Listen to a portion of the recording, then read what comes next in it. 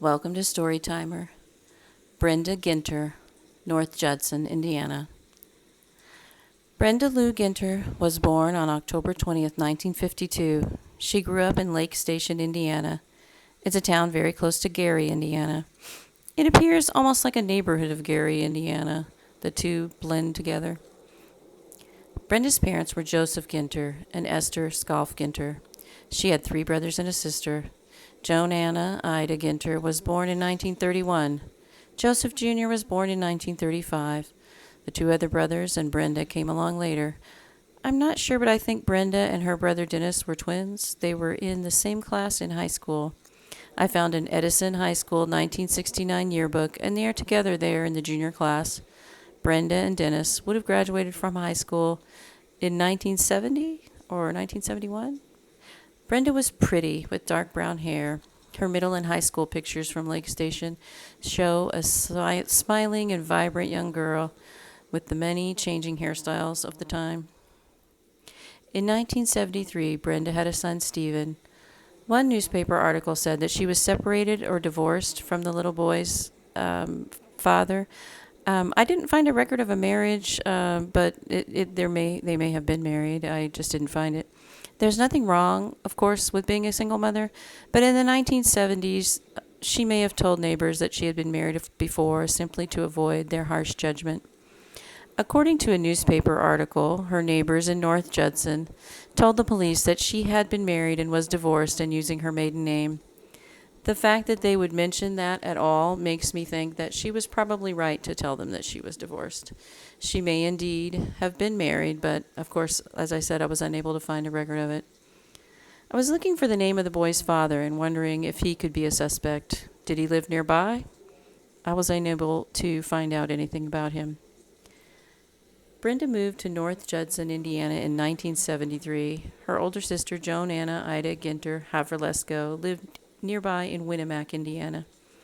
Brenda and Ida's mother, Esther, lived nearby as well. Brenda's parents had divorced, and her mother had moved close by. Her brothers, however, had stayed with their dad in Gary, Indiana, it seems. Brenda had taken on a factory job at Arrowhead Engineering. I imagine her mother and sister helped with child care for little Stephen. On Friday, June 6, 1975, Brenda's toddler, Stephen, was crying. He was not just crying, but wailing so loudly that neighbors were extremely concerned. Neighbors called the police, thinking that the child had been injured. When police arrived and entered the apartment at 205 West Sycamore, they found 22-year-old Brenda Ginter on the floor. She had been assaulted, stabbed, and strangled using an electrical cord. A broken vase lay nearby on the floor of the apartment. Nothing of value was taken from the apartment, according to news articles, although the apartment was described as ransacked. To me, that suggests that Brenda struggled with her attacker quite a bit and attempted, definitely to defend herself and to get this man to leave. Her 2-year-old son was found distraught, crying, terrified, but physically unharmed. 2 people would be arrested, charged, but ultimately there would be absolutely no evidence linking them to the crime. Andrew Gibson was 43, and his wife, Mary Latimer Gibson, 34, worked with Brenda at the Arrowhead Engineering Factory. Neighbors had reported seeing them at the apartment. Andrew and Mary said they had come over and found Brenda deceased and fled in a panic. Neighbors saw them leaving, and that raised their suspicions. North Judson police focused immediately on the couple and only on the couple, and it seems did not consider any other suspects. The police investigators of the tiny town felt that the crime scene seemed staged. An article titled "Murder Motive Missing" mentions that the police chief thought the house was ransacked and the body was stripped, quote, to make it look like she had been attacked, unquote.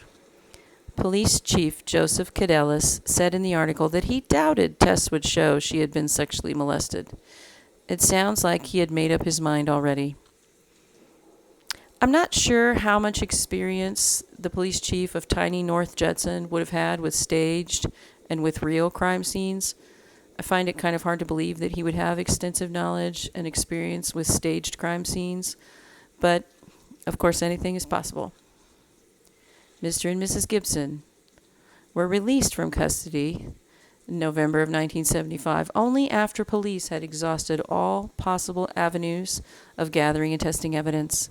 Not a single trace of the couple was found inside the apartment. The couple passed polygraph examinations as well.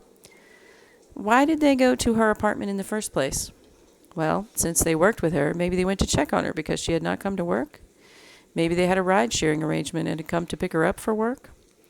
Their reason for stopping by was not discussed in any of the articles, so a timeline of events is not clear here.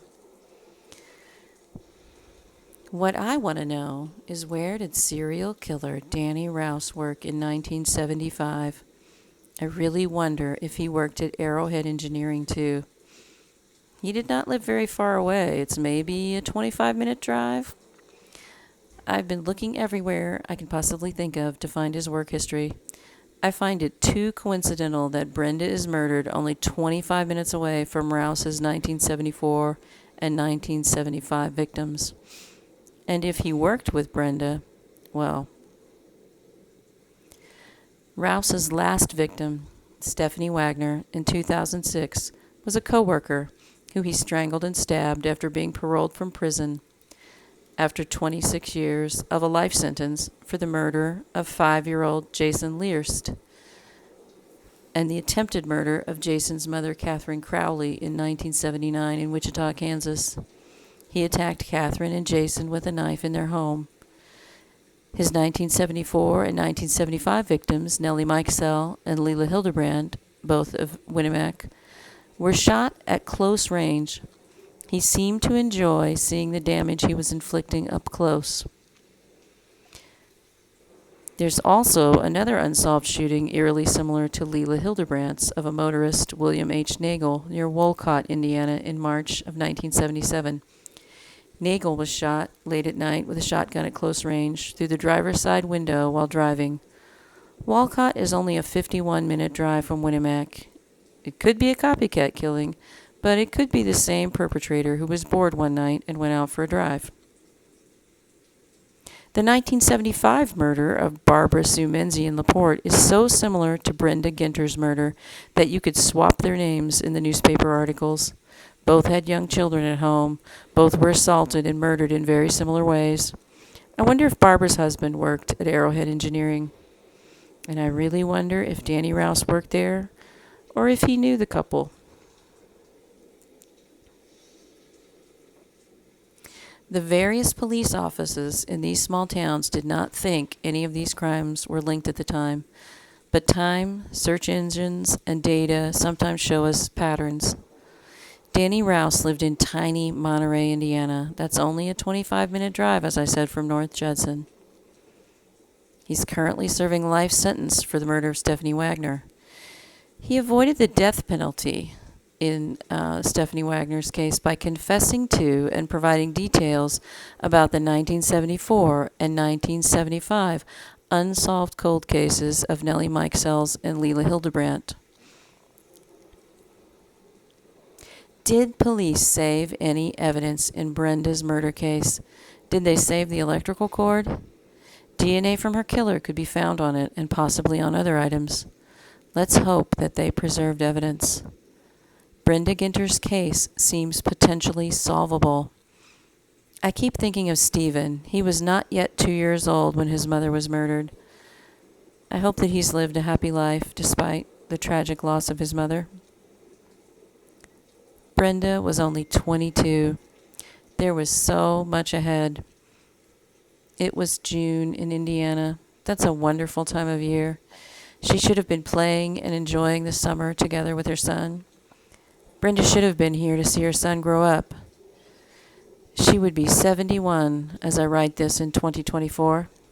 Perhaps she would have been a grandmother at this point. She should be here.